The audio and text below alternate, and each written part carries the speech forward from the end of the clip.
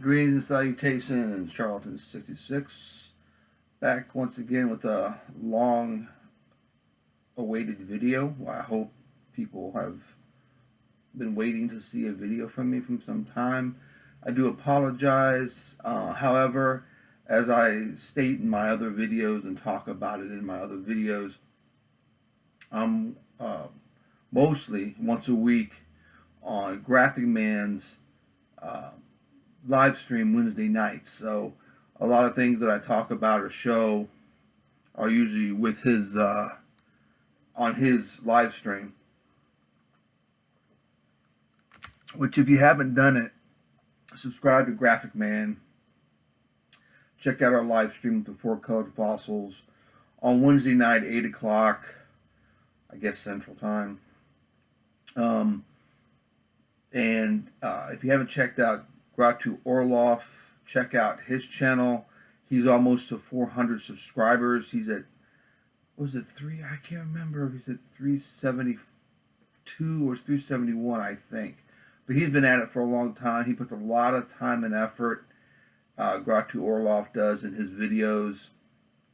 They're funny. He's got a dry sense of humor and a sarcastic sense of humor about certain things. He knows his pop culture history. Big fan of the stuff in the 50s and the 60s, the 70s. He knows a lot about comic books, which he does talk about in his museum of great stuff that he does show, and you'll be able to see it in his videos. So again, Gratu Orloff. If I remember, I said it last time and I forgot to do it. I'll put both Graphic Man and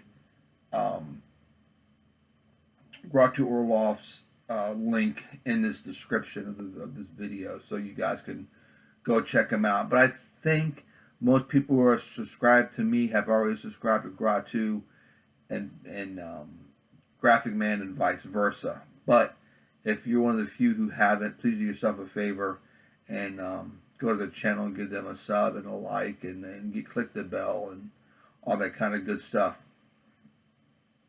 Before I get into the comic books and some pulps and stuff and some other things, I think it's funny. Again, I wasn't there. I just know the ins and outs through what's been put online and other people's first-hand knowledge of what happened. I guess anyone who's on the pulse of what's going on through Instagram or on YouTube know about what happened at C2E2. This variant, this exclusive that they offered, which was a reprint, they were selling for $80, $85 or something like that. I can't say the word, but special treatment was given to so-called influencers and auction people. I don't know the details per se on what, because again I wasn't there, so I'm not going to say anything. But all this when the dust settles, it comes to two things that I've talked about on my channel before: entitlement and greed. If that was not involved with this so-called exclusive variant, if those two factors weren't involved, there would never be any issue. But the fact of the matter is, it's greed and entitlement that has set this exclusive con variant into the news of comic book in the comic book community. It was unauthorized apparently. Marvel didn't sanction this comic book company called Black Flag to put this acetate cover onto it. So it's a married cover, but when it's graded, CGC doesn't call it that. To me, they're in cahoots as well. Like I said, I wasn't there. I don't have a dog in the fight. It just goes back to what I said about this hobby, particularly these speculators and these newer collectors are all after what they can make a quick buck on.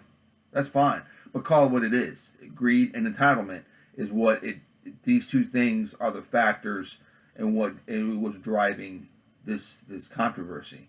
And you can go online and look it up, and you can find out all the detailed information. Again, I'm not going to hash it out right here. I'm just letting you know, in my opinion, and what I think. Again, opinion. Everyone has one, just like something else. But again, it's entitlement and greed, plain and simple. You don't buy something for $85 and try to turn around stuff for $2,000. That's what they're doing.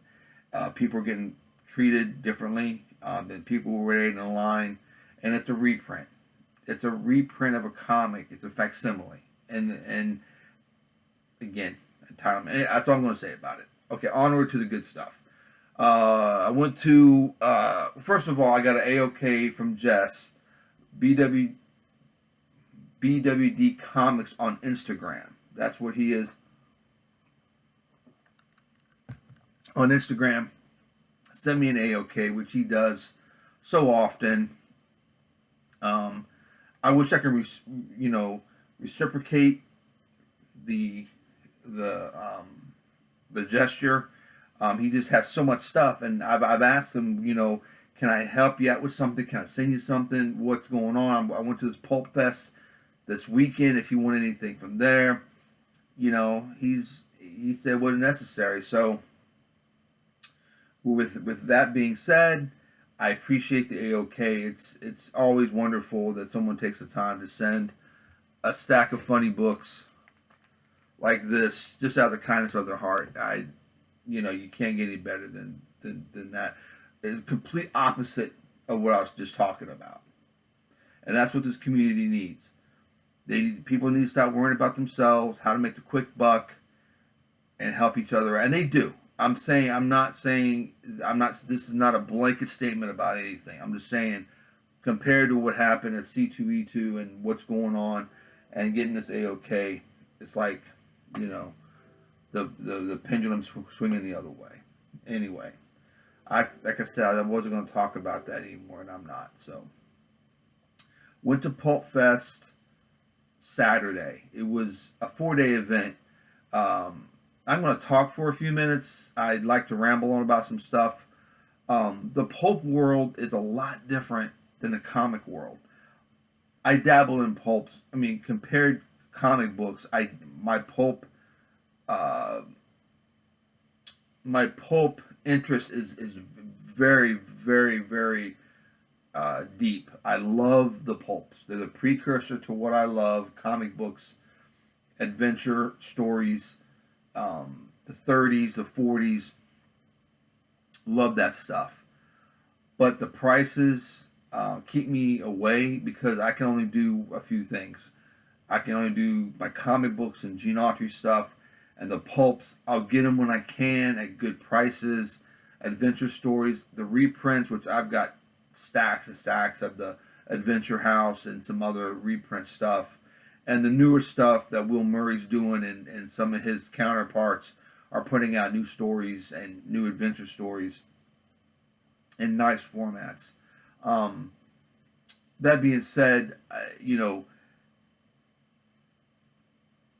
with comic books, anything of value that we have of comic books, Mylar, strong backing boards, full backs, 2 half backs, or whatever.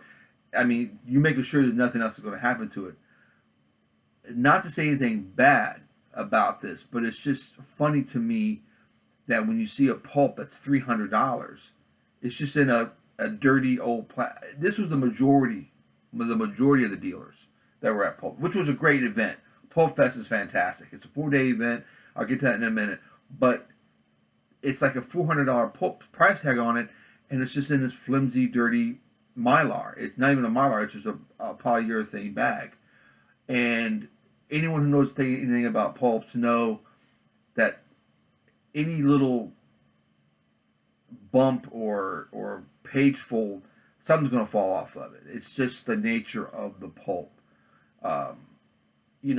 I think they should be more secure in their presentation of trying to sell you that something that's $300-400, and it's getting damaged. Just you picking up and holding it, there's going to be damage to it. And so I was very leery on doing anything. Again, the higher end pulps and the higher graded pulps were on walls. They were great to see. Just beautiful, beautiful stuff. The Shadow, the Doc Savage, of course, G8 and these Battle Aces, which I just love their covers. great stuff all the way around that were on the walls, but stuff that was just, I mean, I'm looking at 300, 400, sometimes $600 pulps, and they're just, I don't know. I just see damage. I was very leery, like I said, to handle or do anything. I did enjoy. Uh, I just said, I'm sorry, I don't mean to laugh, but that being said, that's Gratu Orlov's one of his hated catchphrases, and I just realized I did it. So I'm sorry, Gratu. I hope you didn't turn me off, and, and erase my video. Sorry about that. But that being said, uh, the Pulp Fest was phenomenal. It's a 4-day event. These guys love their pulps, and they're very knowledgeable. I've seen stuff there that I never thought I would see. Um, Baltimore is really around the corner as far as I'm concerned. It's a month after next. So I'm saving, my war chest I've saved for that. So I was limited on what I was going to buy at Pulp Fest because I'm got some big books I want to buy at Baltimore. But I did get some great stuff. First thing, the event, you registered, beforehand online, and they had a little packet for you with some goodies. The latest issue of Pulpster, um, which is this. I bought 2 copies. Actually, I got a little bit more than that to send out to some friends. So there's a few people that will get a copy of this. I'm going to send it out to them. But it's just about pulps, history of the pulps, ads for newer stuff. But it's all pulp generated, obviously. But it's called Pulpster. It's been around for a long, long time. I forgot what number uh, this is at, but they gave that some other freebie, really cool stuff. Uh, Again, I walked around. I was just taken aback on the ephemera, the books, the pulps, the artwork, posters, you name it, it was there. If you really step back in time on some of this stuff, but it was pricey. I did get some. Well, I only bought one vintage pulp. I'll show that in a second. But it was pricey. There was some. If you wanted a serious pulp of a big, Operator 5, G8 and these Battle Aces, Doc Savage, the Shadow, the Spider, you're going to pay. And, again, condition, dictates, like we do with comics, on how much that pulp is. Unlike comics, like I said earlier, the more you handle the pulp, the more, it's just the way that it is, the more damage you're going to do. You can't get around it. It's just the nature of that collectible, that piece of history. As Gratu says, being a curator, that's a lot of responsibility on taking something that old and taking care of it. Luckily, there are the reprints.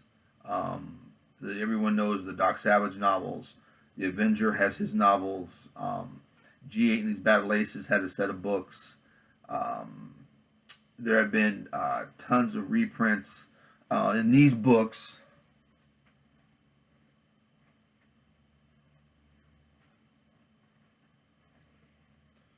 Like, High Adventure and Doc Savage in the Shadow. Tons of reprints. The Avenger.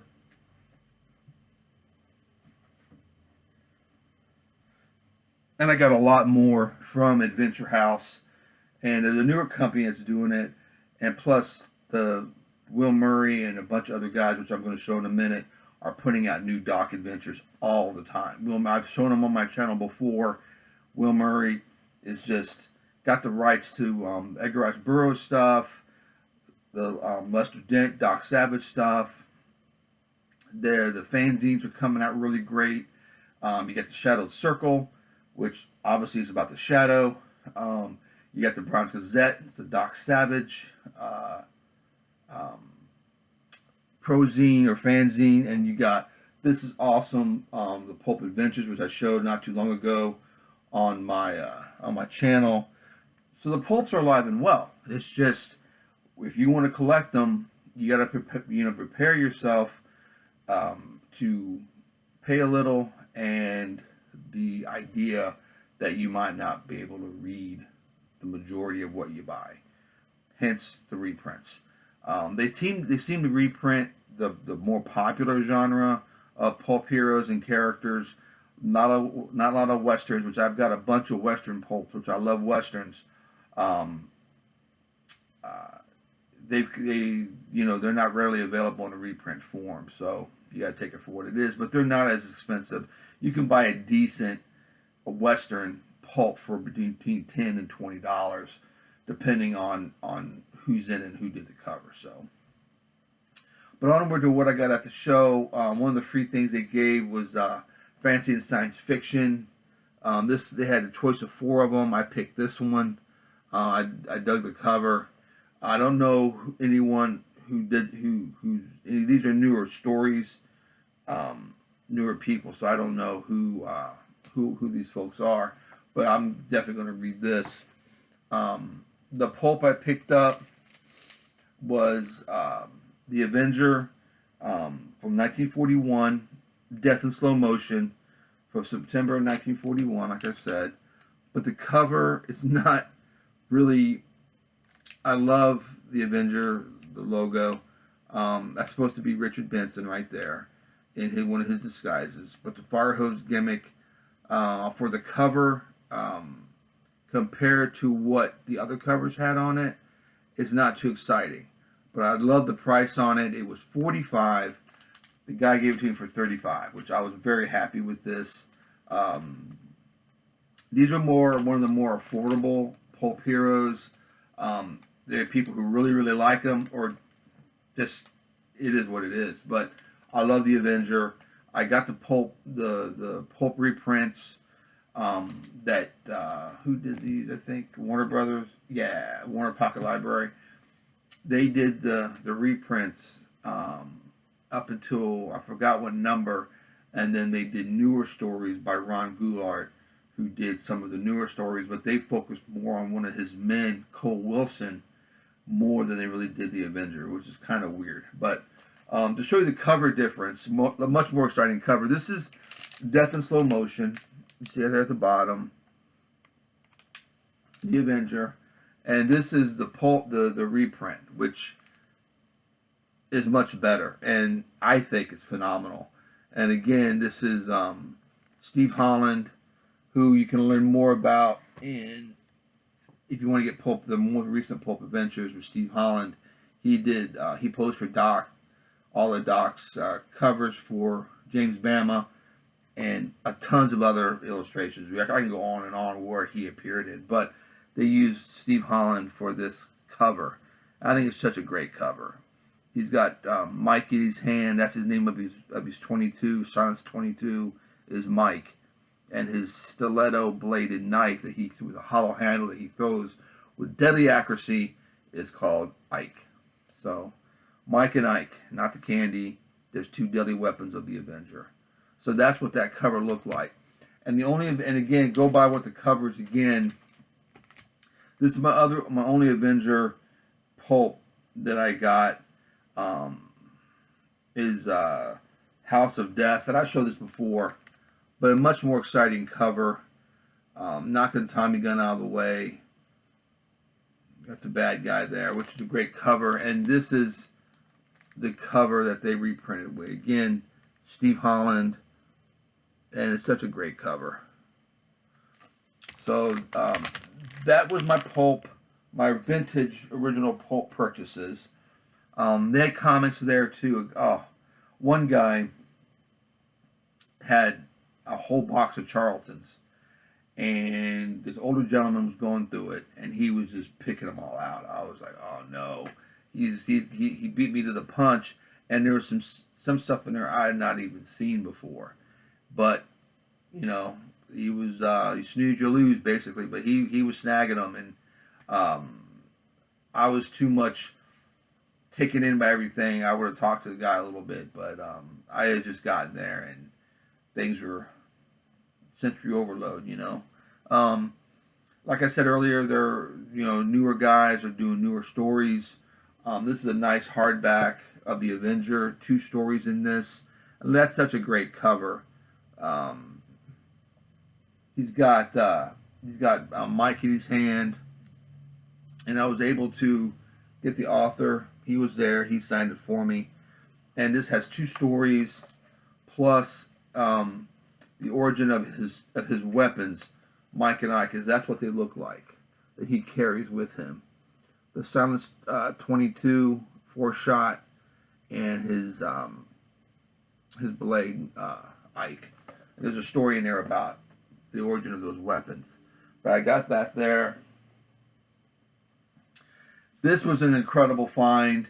This, I've been waiting to get this. It's on my Amazon wish list. This is by Yo Books, which Yo Books, to me, they do no wrong. They are phenomenal in their output, and they do stuff like this. The whole Johnny Dynamite from Comic Media. I've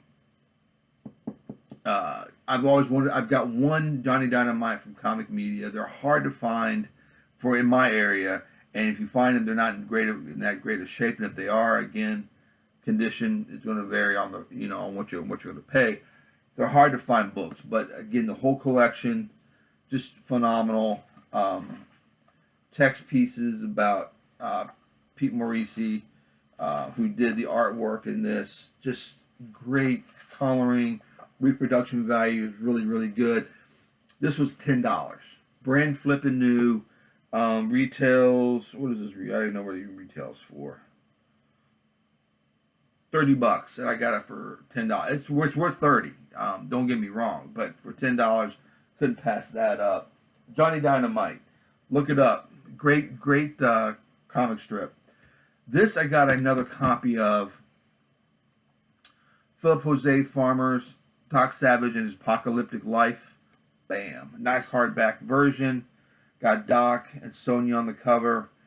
In a Hidalgo, it looks like. But this has, not only does it got, I've got a copy of the original Apocalyptic Life, but this has bonus material by Will Murray, Christopher Paul Carey, Keith Howell, Rick Bly, and Sippo, John Allen Small, and extra material added to the history of Doc Savage.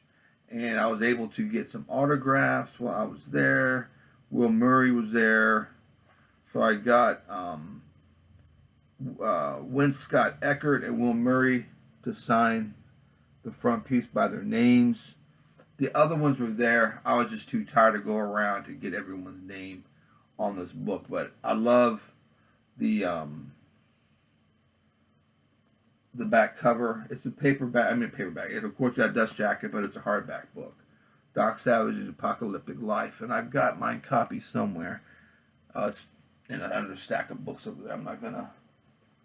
But it's worth having. If you don't know about the Doc Savage's Apocalyptic Life, Philip Jose Farmer took all the Avengers, what order they're in, how long they took, how many days they were, where did they go, things that happened, the continuity, what Doc Savage's penthouse headquarters looks like, the situations of his mental breakdown and everything else. So it's a good resource. I read it and I still refer to it a lot.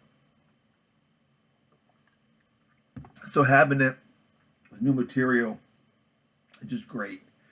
It's just great. But again, PulpFest, it was its 50th year. It's happening next year as well. So check it out if you're into pulps. It's in the Pittsburgh area, Mars, PA, outside of Pittsburgh. Quite a drive for me, but I really enjoyed it. Getting my convention legs back. The big show I go to is Baltimore. I go to my little local shows like I have mentioned.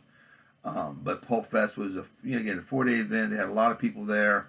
It's worth going if you're into the pulp, if you're into the past, dealing with ephemera from the radio shows, from advertisements to anything to do with old radio, pulps, fanzines, that kind of stuff, dealing with that, it's a place to go. And if you just want to just check it out, just to walk around and see all this really neat stuff. It's worth going.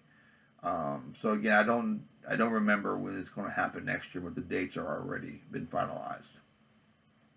So onward to what Jess sent to me. Again, he knows my tastes from watching my videos, I guess, or my Instagram posts. But he always hits the nail on the head on the books he sent. He sent me also, sent me some history books on Western frontier on the West. I'm not going to show those. They're going to be. I've been waiting on a bookshelf to put those on because he had sent me some other books prior to those. I've read those. I've not read these books yet, but there's really good stuff. He sent me that along with the Pulp, which I'm going to re-gift to a friend. I know Jess wouldn't mind. Someone who would appreciate it. Going to send that out to them, along with some other stuff I got from the Pulp Fest, which, like I said, I'm going to send out to some friends. So what he said to me, I'm going to start out with the top book. I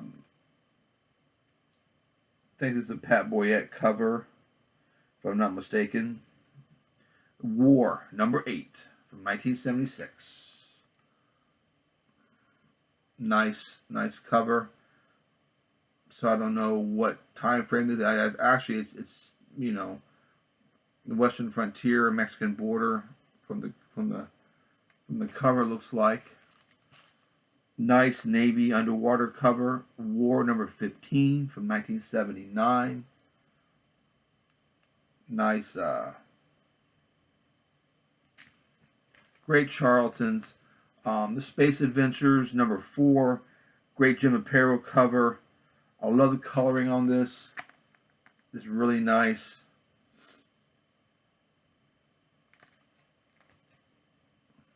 Another copy of War. Again, these are out of order. I was reading them. So he sent them to me all together together in order with title and stuff. But I've been checking these out. It's a great cover. War number 6. 76. Look at him. Look at his helmet. Crack. Either he just missed him, or he's going to have a serious headache. Good stuff here. Now this one I've been waiting for a while. I've not been able to find it, but again, he didn't know. It just happened to be the luck of the draw and be in the stack. Space Adventures number 48 from 62. Again, I showed these on Graphic Man's channel already, so if you've seen the Graphic Man channel on our Wednesday night stream, you've seen these comic books before. Space Adventures number 6. This looks like a mashup. Looks like some little bit of Ditko here. Might be all Ditko. Maybe not. The green scene doesn't look like Ditko, but the rest of it kind of does. Again, leave it to Charlton to put together a cover like this. Space Adventures number 6. I do not know the year. I've not read that one yet. Got a nice DC Army of War with Sergeant Rock cover 106.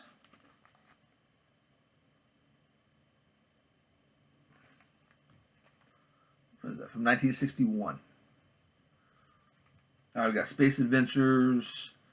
What number is this bad boy? I do not know the number on this. I've not read this one. Nice Charltons. Tales of the Unexpected, number 69. I plunged through the bottom of the Saturn Sea into a fantastic land with weird bird flying at me.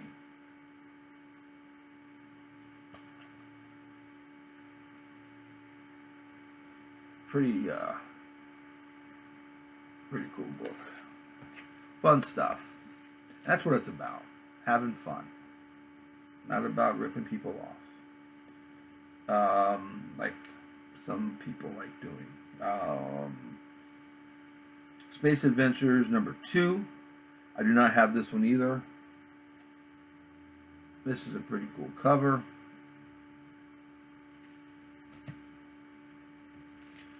I like this cover a lot. Fighting Marines number 48 from 66.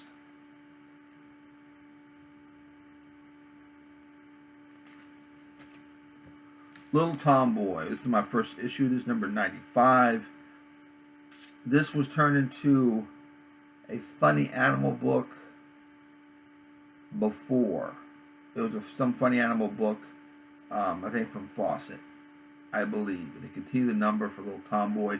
But I can't imagine this comic book hitting 95 issues. As cool as it is, it's a Charlton.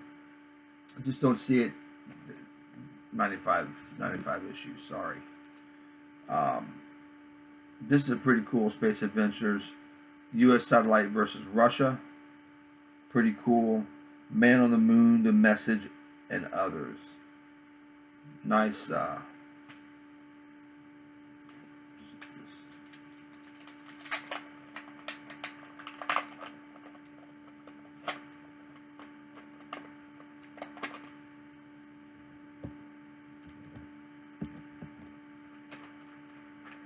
this out real quick.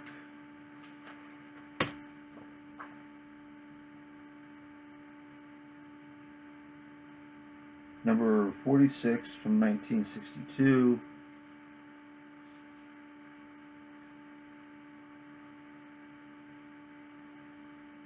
Just seeing if there's any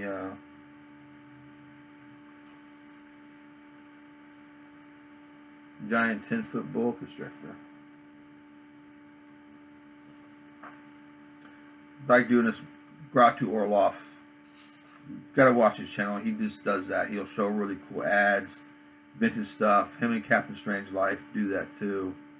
Show ads in the comic books and stuff and talk about it. Because some of the stuff that they actually own from these older comic books. And he finds a giant robot on the moon. This will be interesting to see where that came from. I'm gonna keep that out. I'm gonna read that here after I'm done with the video. Fixed bayonets. We got Army War Heroes, number 14. Putting the bayonets on. Who is this by? Master Sorio. Putting the bayonets on, which is not a good thing. 1966. Fighting Army, 103. I don't know who Pertol is. That's the name of the artist on this cover. I don't know, from 1972. This is number 103, A Fighting Army. Now this was a treat to see. Strange Suspense Stories, number 33, with a great Steve Ditko cover. I love the perspective, the street light, the leaves, all that kind of good stuff. Just great how the leaves just draw you in, pull you into the guy looking up, yelling about something. But the street light's awesome. And you see S. Ditko, I think on his briefcase, yeah, on his briefcase, S. Ditko. Great looking book. I love it. Love it. That was a treat to see that. Well, it's a treat to see all these really great, funny books. But have a cool Charlton, 10 center with a Ditko cover. Phenomenal. Our Fighting Forces with Gunner and Sarge, number 79. From there's no date on this. 12-cent issue though. Right up at that pillbox. And this is another nice World of Suspense, number 8.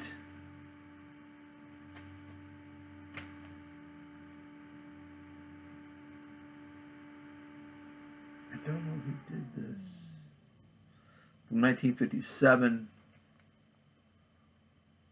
I have to research these. I don't know. I haven't read that one. This is such a great cover. It's a phenomenal book. I love it. The pink cover, the frog, 155 of Strange Adventures. Love it. From 1963. It's just a great cover. One of my favorite Strange Adventures cover.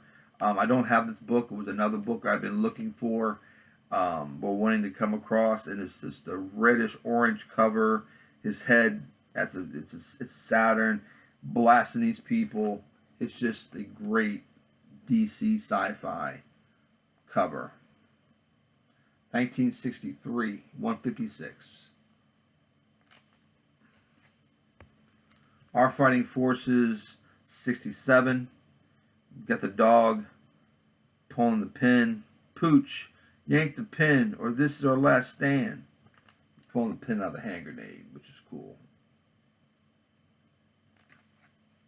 A nice, I can tell right away this is Russ Heath. GI Combat, number 94.